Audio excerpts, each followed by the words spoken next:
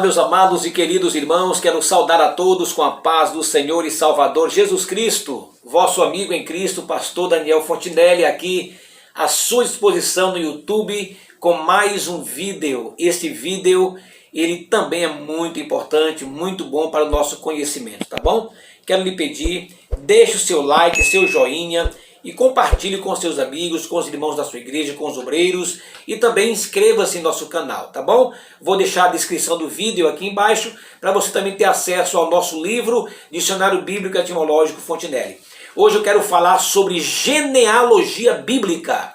É um assunto difícil. Difícil não porque tem a sua complexidade, mas difícil porque algumas pessoas não dão importância às genealogias.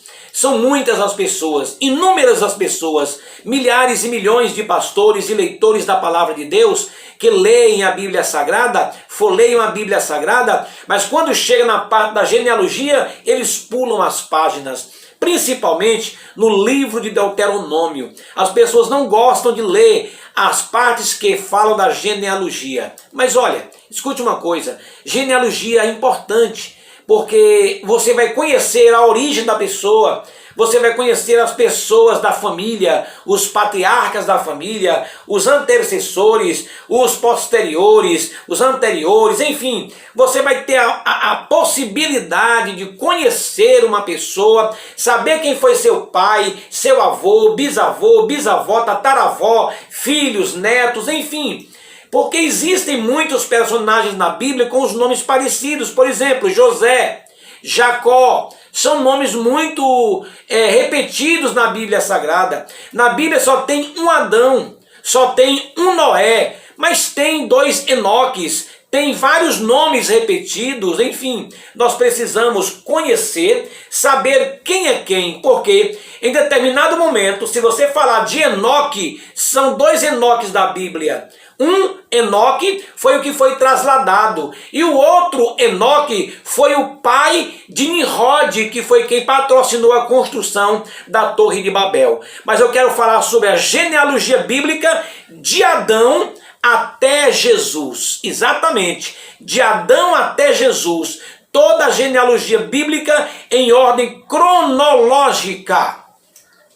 Quero ler com você no capítulo 5 de Gênesis, Gênesis capítulo 5, que diz assim: E Adão viveu 130 anos e gerou Sete. E Sete viveu 105 anos e gerou Enos. E Enos viveu 90 anos e gerou Cainã.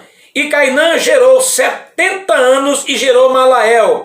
E Malael gerou 65 anos e gerou Jared. E Jared gerou 162 anos e gerou Enoque. E Enoque foi trasladado, foi levado por Deus. E viveu Enoque 65 anos e gerou Matusalém. E foram todos os dias de Enoque 365 anos. E andou Enoque com Deus e não foi visto mais. Bom, eu li esse texto apenas para uma introdução, para um pano de fundo, para você entender melhor o que eu quero dizer e onde quero chegar. Primeiro, se você for falar sobre a história de um personagem da Bíblia, você precisa ter segurança no que você está falando. Dentro da genealogia bíblica, nesta introdução se faz necessário citar isto para que você entenda melhor. Nós temos uma coisa que aconteceu extraordinária que chama a nossa atenção. Que Deus escolheu uma prostituta chamada Raabe, Deus escolheu uma mulher que se prostituiu com um sogro chamada Tamar, e Deus escolheu uma idólatra chamada Ruth. Essas três mulheres fizeram uma diferença muito grande na genealogia bíblica. E nós vamos tratar disto aqui na ordem cronológica. E quando chegar nessas três mulheres, essas três personagens, eu vou explicar a missão de cada uma delas e a importância de cada uma delas na história da genealogia bíblica. Um outro assunto muito importante dentro da genealogia bíblica é a questão do rei Ezequias. quando ele estava doente para morrer, e Deus manda o profeta até a sua casa e dizer para ele: põe em ordem a sua casa, porque senão tu vais morrer e não vais viver. Vai morrer fisicamente e não vais viver na memória do povo. Era isso que o profeta queria dizer para ele. Só que Ezequias teve a oportunidade dada por Deus de mais 15 anos de vida, e vou explicar por que Ezequias não morreu e por que ele não podia morrer. Ali fazia parte de uma promessa de Deus. Muito bem, meus amados irmãos, a Bíblia fala da genealogia do início do primeiro homem chamado Adão. A Bíblia diz que Deus fez Adão e Eva. Eu não vou entrar em detalhes da criação, porque o assunto é sobre genealogia. A Bíblia diz que Deus fez o homem e a mulher, e eles geraram um filho e colocaram o nome de Caim.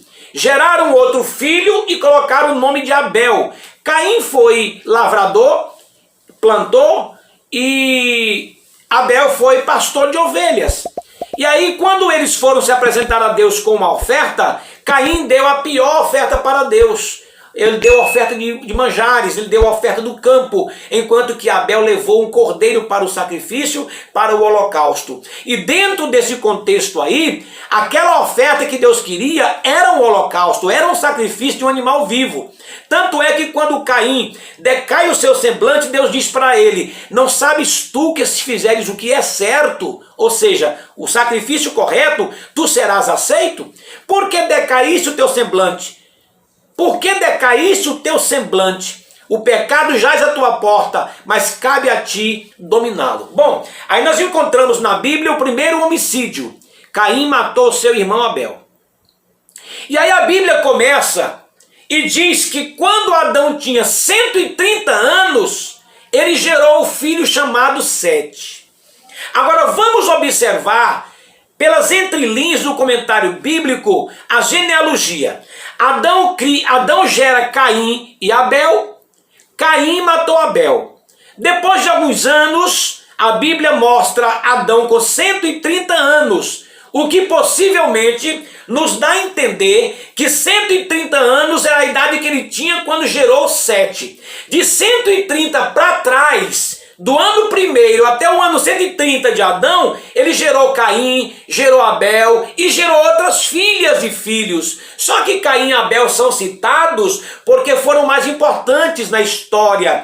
As mulheres não eram citadas porque existia uma regra chamada de regra da era patriarcal. Ou seja, citava-se apenas os nomes dos homens, e as mulheres que eram citadas eram somente aquelas mulheres que eram mais importantes na história do povo de Deus, como Ana, como Noemi, como tantas outras mulheres, como Ruth, mulheres que fizeram história. Elas eram citadas na Bíblia, sim, foram citadas, mas era uma era patriarcal que só os homens eram citados. Porém, é possível que Adão e Eva tiveram filhas e filhos antes e depois de Caim e Abel.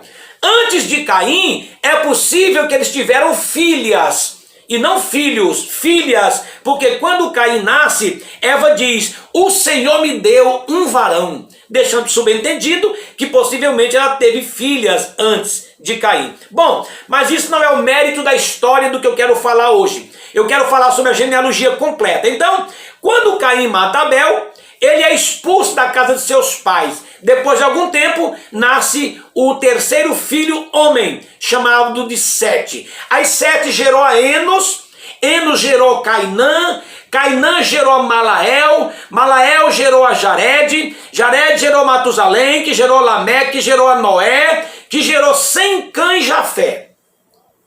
Nesta genealogia de Adão até Noé, aí vem o período do dilúvio.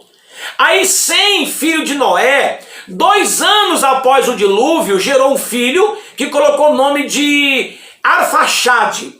Arfaxade gerou a Salá, Salá gerou a Éber, Éber gerou a Peleg, Peleg gerou a Reu, Reu gerou a Serug, Serug gerou a Naor, Naor gerou a Terá, Terá gerou a Abraão, Abraão gerou Isaque, Isaac gerou Jacó e Esaú. Então, agora de Noé até Abraão entra uma nova geração. Abraão, que foi o pai da fé. Abraão, que foi o pai de multidões, ele dá origem agora à nova era patriarcal. Isaque, que gerou Jacó e Esaú. Aí Jacó gerou Rúben, Simeão, Levi, Judá, Issacar, Zebulon, Dan, Naphtali, Gade, Aser, José, Benjamim e Diná. E o filho de Jacó, chamado Judá, ele tinha uma nora por nome de Tamar. Então Tamar, ela era casada com o filho de Judá. O filho de Judá morreu. Ela se casou com outro filho de Judá, que também morreu. Aí o outro filho dele, que era muito novo, não podia se casar, ele mandou que Tamar fosse para a casa de seus pais, e que quando seu filho ficasse maior de idade, ele o traria para dar-lhe como esposo, o que ele não fez. O que foi que Tamar fez para se vingar? Ela se vestiu de prostituta, e um dia em que Judá estava na região que ela estava, ela se deitou com ele por um cordeiro.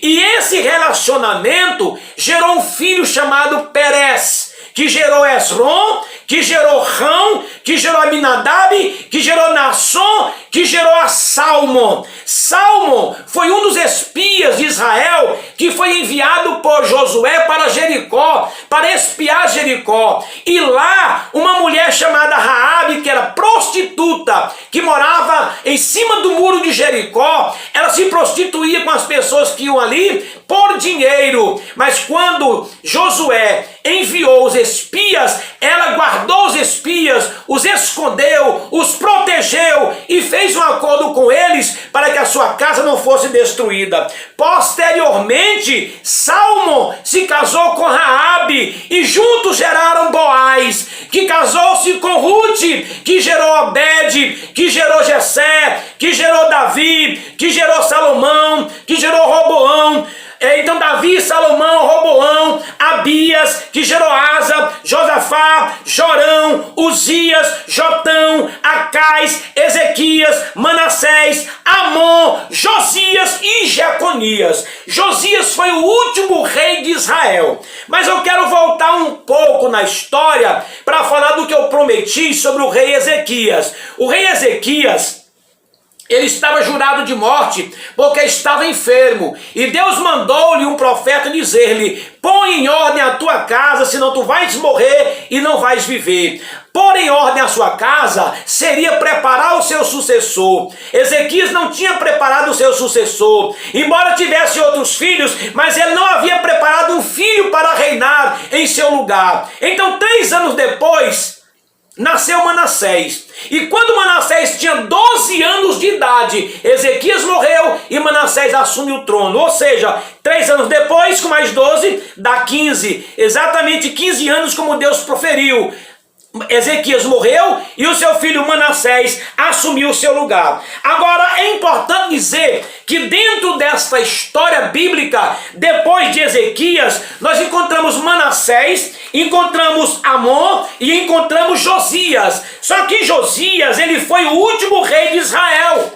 Ele foi o último rei de Israel. Depois de Josias, ele gerou, depois da deportação para a Babilônia, ele gerou Jeconias, que depois da deportação para a Babilônia, ele gerou Salatiel, Zorobabel, que gerou Eliúde, que gerou Eliaquim, que gerou Azor, que gerou Zadok, que gerou Aquim, que gerou Eliúde, que gerou Matã, que gerou Eleazar, que gerou Jacó e que gerou José, que foi o pai de Jesus, marido de Maria. Então, dentro desse contexto da história da genealogia, nós observamos aqui a genealogia na ordem cronológica. Chega um determinado momento em que ela se divide uma parte para os reis de Israel.